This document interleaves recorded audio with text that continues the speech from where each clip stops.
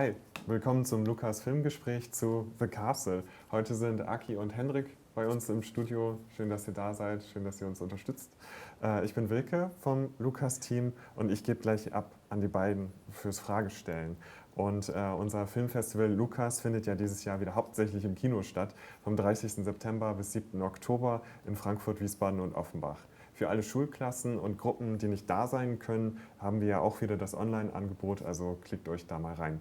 Vielen Dank an dieser Stelle noch an das Medienprojektzentrum Offener Kanal Rhein-Main, MOC, hier in Offenbach, dafür, dass wir das Studio wieder nutzen dürfen. Aber jetzt zu The Castle. Über Videokonferenz ist uns heute zu Gast zugeschaltet Jonas Jurkunas, der Komponist vom Film. Herzlich willkommen bei Lukas. Hi and warm welcome to you, Jonas Jurkunas. Hope you're doing good today. Yes, I'm doing good. I hope you too. Yeah, Perfect. Really nice to have you.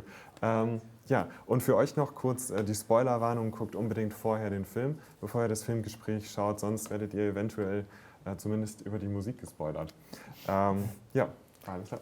Okay, the first question, the choice of the music pieces, both inside the film world, what the girl was singing, and the film music itself. Did you pick these pieces, or why did you pick these pieces?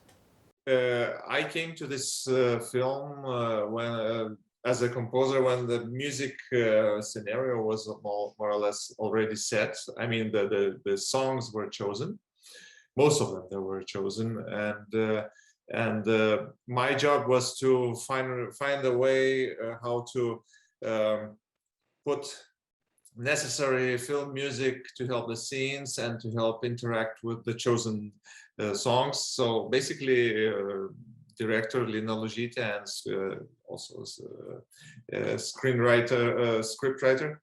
She I think that was her biggest input when choosing the songs that sound like songs. I did use a little bit of quotes because we have famous Lithuanian composer Mikalojus Konstantinas Čiurlionis, and he was also a painter actually, and he lived at the beginning of the 20th century, in the end of 19th century, beginning of 20th century, and he wrote this symphonic poem, The Sea. And I used some quotation of this symphonic poem, this leitmotif from the sea leitmotif, and it is being sung by boy voice whenever the notion of sea appears in the film. Yeah, so next question would be what your overall intention with the music was. Like, did you have full creative freedom, or were the producers, the director, like, please do this and that, and then you had these specific tasks you had to do, but just a little bit of freedom left? How was that? Well, each film is completely different, and approaches differ quite a lot. I would say in this case we worked hand in hand with the director Lina Lužytė, and we were looking for the concept of film music. How could it find its own way? And one of the concepts we agreed on, and it was working in a very interesting way.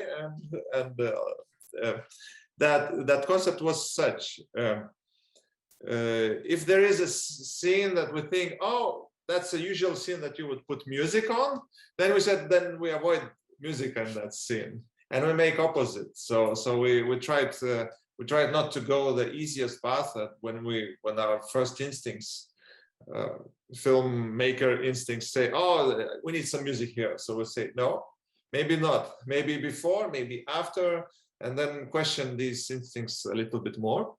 So that was the basis of our collaboration, and then we moved on.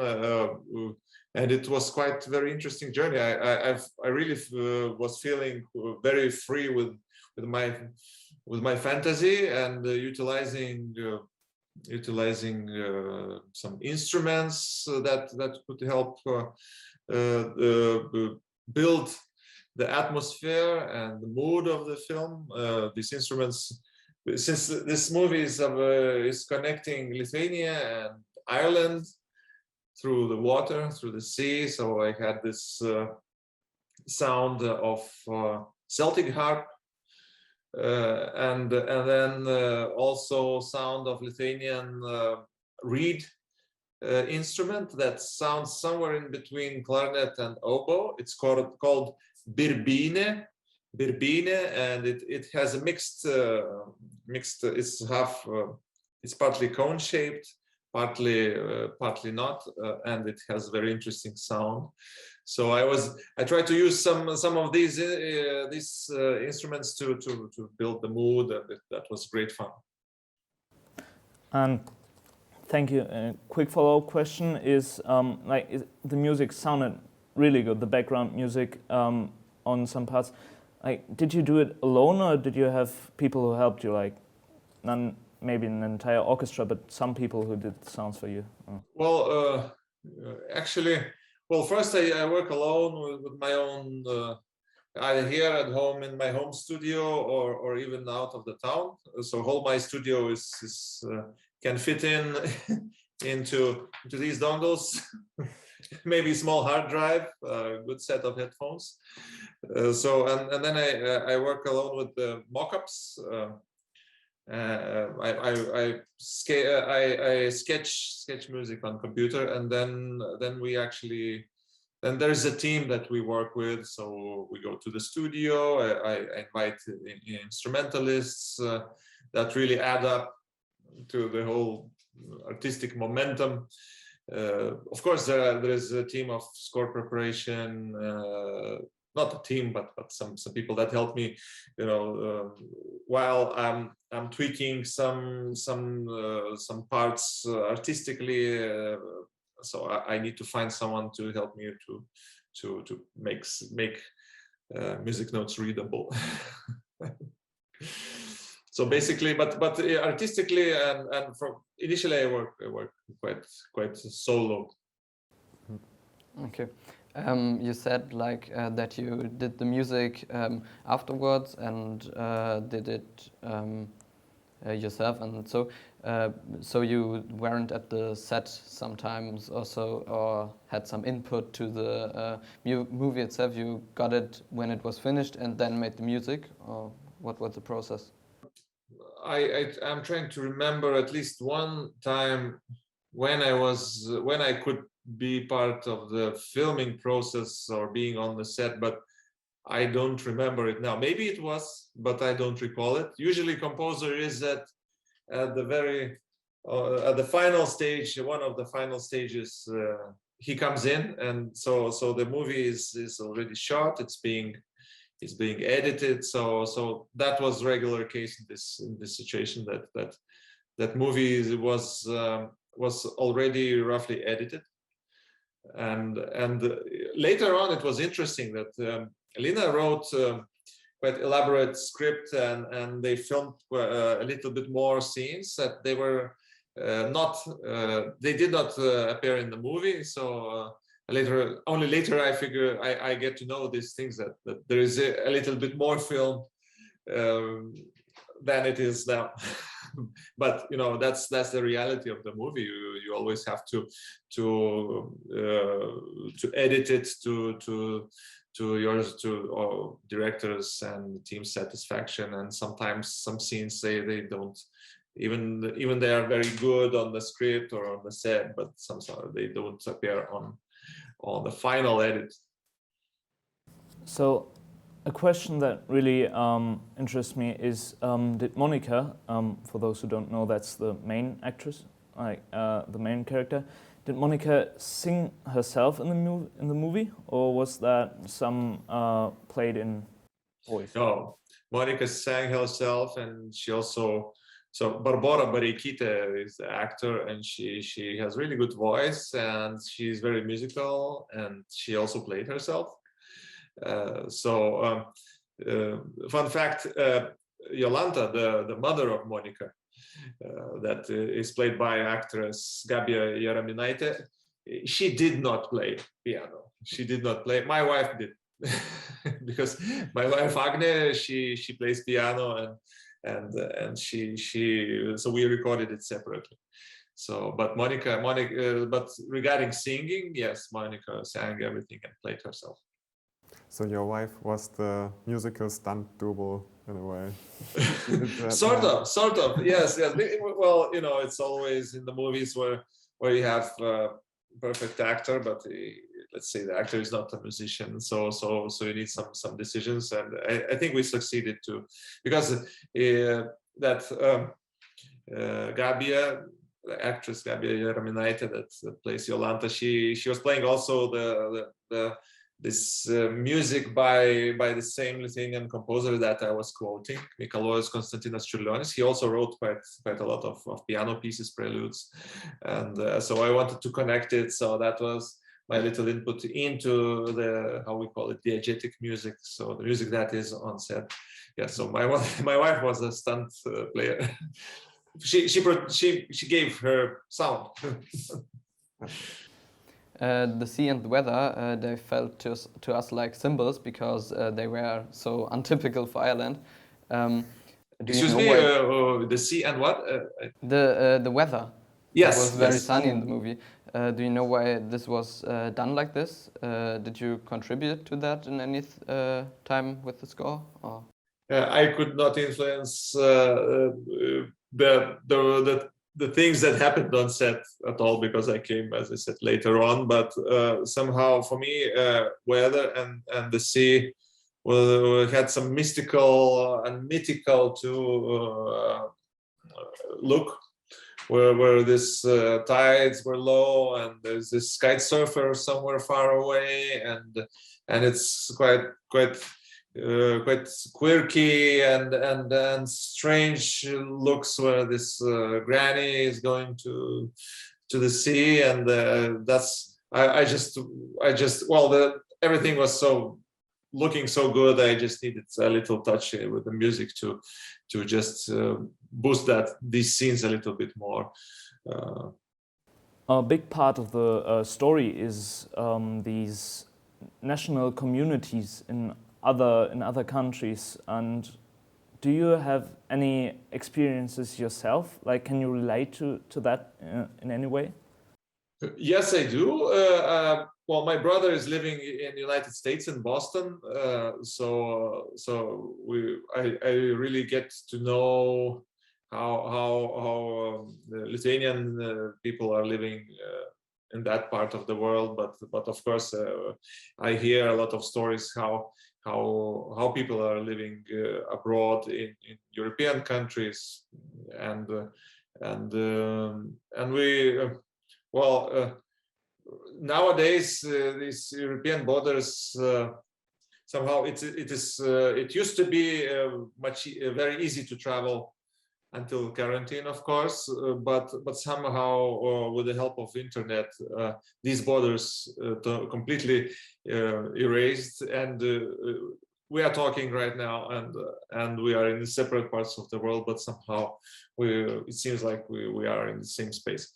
So yes, actually, and I have to correct myself. There were some songs that I suggested that relate to this, that are connected to this Lithuanian diaspora in Ireland.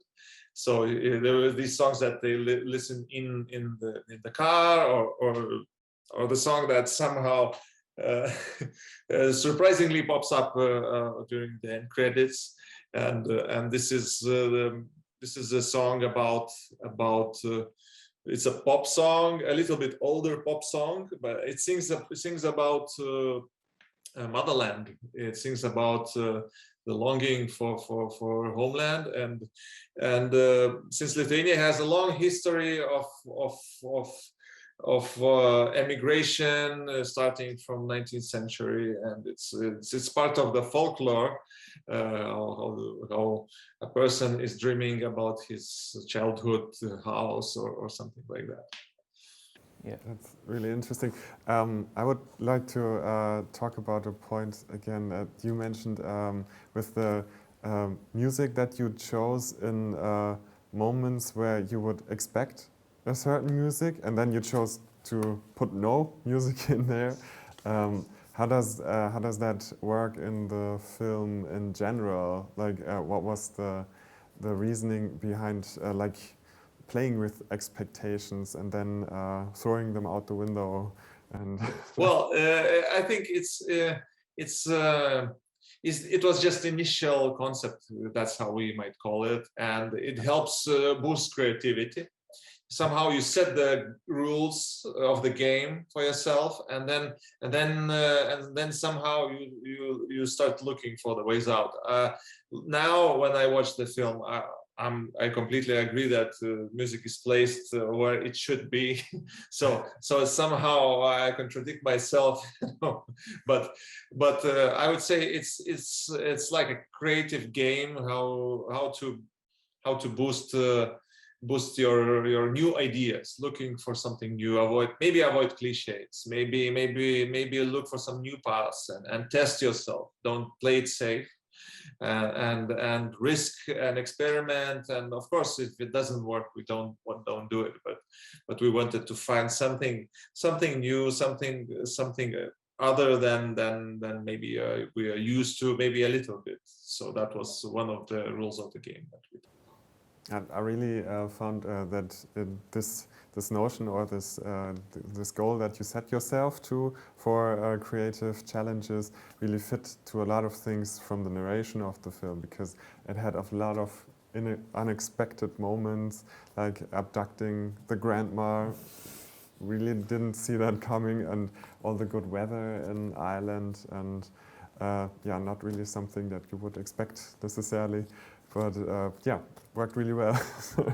Well, yeah, it's a movie is a set of expectations, set of unexpected artistic gems that somehow they pop up by coincidence, and of course a lot of hard work. Yeah, that's basically from questions from our side. Do you have any message to the LUKAS audience? We're not the audience, but there's lots of people we kind of stand for. And do you have anything to submit to the audience, or any questions that you would like to have them think about? I cannot think of any new questions that might arise, you know. I can answer them anytime. But my message would be creative. Challenge yourself, test, don't play it safe. That's what I could suggest to people who try their first steps in music, in any kind of art. And somehow I think that art is probably the main thing that can make the world better, and make other people better and yourself better. So it's a win-win situation. So and I'm really glad that you invited me to talk about this movie. Have great fun. I hope you will have great fun watching it. And if there are any questions after the movie, anyone can reach me out, and we can talk about it. Okay, yeah. Thank you so much, Jonas, Jurkunas, from the film The Castle. Thank you for taking your time as a composer. It's something else we can talk about. Usually we'll talk to directors, but composers is a really nice addition to our Thank you. And yeah, good luck with your future projects. And yeah. Yes, and we'll see you next time. Hopefully. Thank you very much. Thank you. Bye. Bye. Bye. Und für euch an den Bildschirmen, vielen Dank fürs Einschalten. Für euch gibt es jetzt auch nur noch eins zu tun, solange das Festival läuft. Schaut euch noch weiter hier im Lukas Programm um. Da gibt es sicherlich noch jede Menge Interessantes und Spannendes für euch zu entdecken und auch für die Schulklassen natürlich. Das Festival findet vom 30. September bis 7. Oktober in Frankfurt, Wiesbaden und Offenbach statt und am 8. und 10. Oktober zeigen wir die Wettbewerbsgewinnerfilme im Kino des DFF in Frankfurt. Ansonsten schaut auf unseren Social-Media-Kanälen vorbei, da kann man über alles am Ball bleiben. Und ja, zuletzt vielen Dank an Aki und Hendrik, dass ihr dabei wart fürs Fragestellen und an das Team hinter den Kameras, die Kollegen und Kolleginnen. Ja, wir sehen uns dann beim Festival.